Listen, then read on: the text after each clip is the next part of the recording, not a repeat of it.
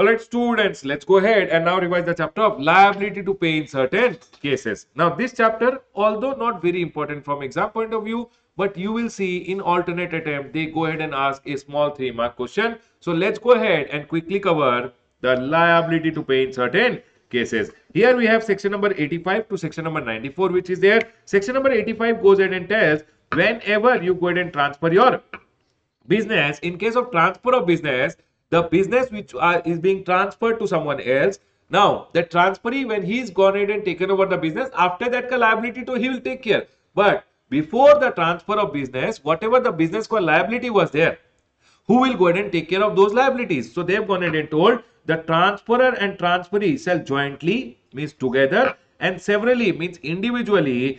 So it's a legal term which means jointly and severally. Jointly means together, severally means individually, be liable to pay the dues. When I say dues, dues can be tax, interest, penalty, correct everyone? Whatever dues were there up to the date of transfer. So up to the date of transfer, who will be liable everyone? Transferor and transferee. Now the transfer can be by sale, gift, lease, leave, license, hire or any other manner. Always remember, in case of transfer of business, the transferee and transferor and the transferee both shall be jointly and severally be liable. The next one is agent and principal. So if agent is going and further supplying on behalf of the principal, or agent is buying goods and giving it to the principal, always remember, in this scenario also, whatever supplies are being done by the agent, if the tax is not paid on those supplies, the principal and agent shall jointly and severally be liable. So where agent supplies or receives taxable goods on behalf of the principal, such agent and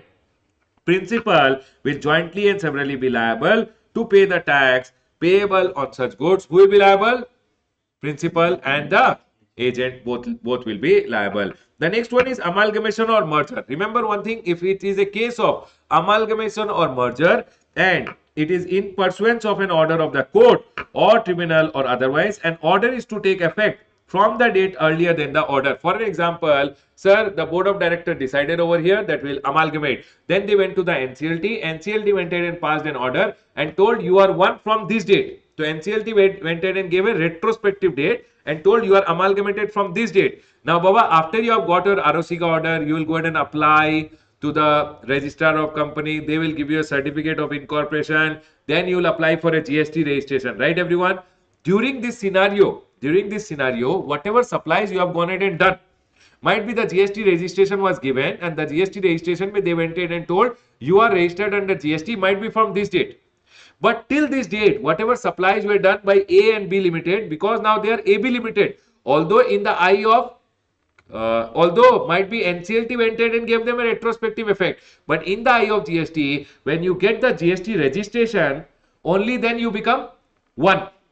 So till that time, if A Limited was supplying to B or B Limited was supplying to A, that will be included in their individual supplies and they individually will be liable. They have gone ahead and told over here, in pursuance of an order of the court or tribunal or otherwise, an order is to take effect from the date earlier to the date of order, and any two or more of such company have supplied or received good services to or from each other, then such transaction shall be included in the turnover of the supplier received of the respective company and they shall be liable to pay tax accordingly. So from when you got the GST registration and you became one, from that date to, if A is supplying to B, B is supplying to A, they both are together only. So it will be included in AB Limited liability only. But sir, before that day, A was separate, B was separate in the eye of GST, and whatever they had supplied to each other will be included in their respective turnovers.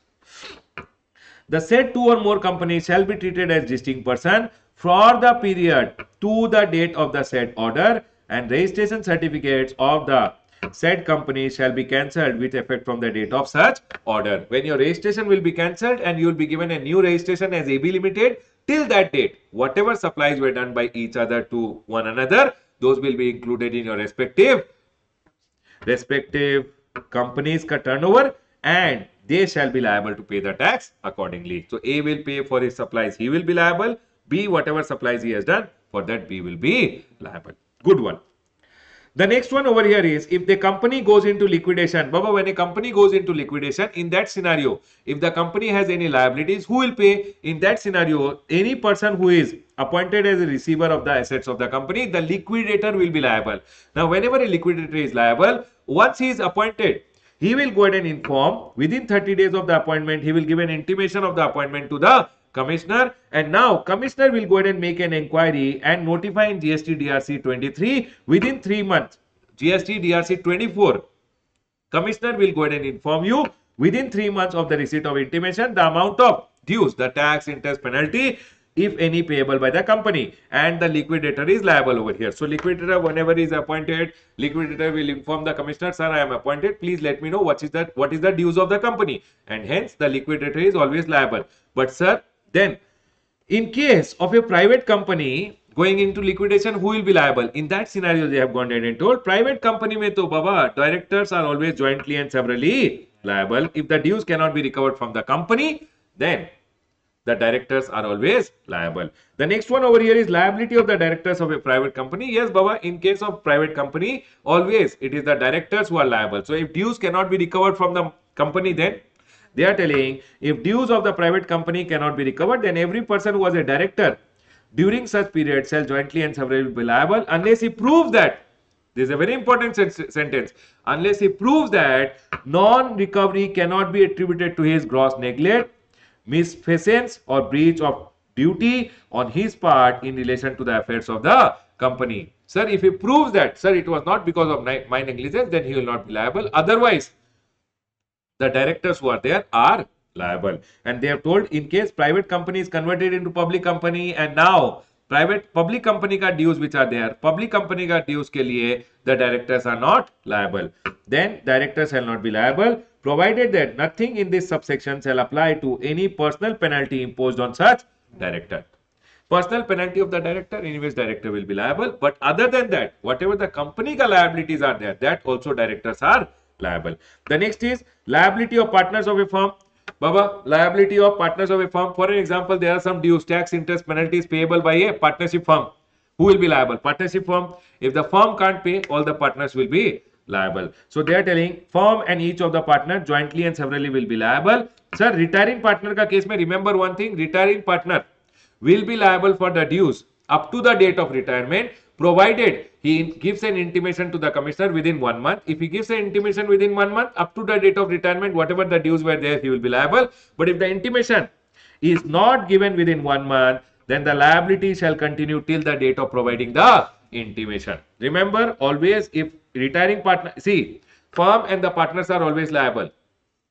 Retiring partner always within his retirement ka 1 month should inform the commissioner, sir, shall intimate the date of retirement to the commissioner and he shall be liable only up to the date of retirement if he gives the intimation within 1 month. But if he does not give the intimation within 1 month, then up to the date of giving the intimation, he shall be liable to pay the dues of the firm. Sir, liability of a guardian or a trustee. Supposing one minor is there, minor ke liye one guardian is being appointed, or might be one incapacitated person is there. For them, there is a trustee which is there. Now they are going ahead and telling, sir, liability with respect to tax, interest, and penalty of business which is being carried out by whom? Guardian, trustee, or agent for the benefit on behalf of or for the benefit of minor or incapacitated person. Now there is a minor ke liye one guardian is there. One person is there who can't operate in his full capacity. Might be there's some issue. So incapacitated person ke liye there will be a trustee. Now, if there is any business which is in the name of the minor or incapacitated person and that business ka any dues are there, do you think that minor or incapacitated person will be liable to pay or the guardian or the trustee will be liable? So they are going ahead and telling over here, dues shall be recovered from the guardian, trustee or the agent as it would have been determined and recovered from such minor or other incapacitated person. Then it is telling as if he was a major and a capacitated person, means minor is not minor, he is a major. Think that he is a major and incapacitated person is a capacitated person, then what would have been amount recovered from them? That will be recovered from the guardian or the trustee. They are telling as if he was conducting the business himself. So dues shall be recovered from the guardian or the trustee as it would have been recoverable from such minor or incapacitated person as he were a major and a capacitated person and he was conducting the business himself. Court of ward or trustee is appointed by the court. So for an example, they are going in and telling where the estate of a taxable person, that estate ke under one business is there, and that business, now that estate is under the court of ward. Court of ward is a legal body which is created by the court to take care the estate of a minor. Supposingly one minor is there, his minor ka estates are under the court of ward, a legal body which has been created by the court. Now that minor ka estate ke under there is a business and the business ka dues are there. So who will be liable? The court of what or the official trustee who has been appointed by the court, those people will be liable to pay the dues. So they are telling where estate of a taxable person owning a business in respect of dues is payable under the control of a court of what or trustee appointed by the court order, then dues shall be recovered from court of what or the administrative general or the official trustee in the like manner and to the extent it would have been determined and be recovered from the taxable person as if he were conducting the business. So taxable person ka property is under the court of what and under the property one business is there. Business ka dues will be recovered from the court of what or the trustee who is basically being appointed by the court. The next one over here is special provision on case of death of a person. Sir, supposing that the death of a person has happened and business is continued after the death, then the person who is continuing the business, the legal representative or any other person carrying on the business shall be liable. But sir, supposing the business is discontinued, then the legal representative shall be liable to the extent the dues can be paid out of the estate of the deceased person. How much can be paid out of the estate of the deceased person? Only that much will be liability. Sir, if there is a partition of HUF or AOP, association of person or HUF ka partnership, association of person or HUF ka partition has happened, whatever is the due of the association or HUF, every member who was there will be jointly and severally be liable.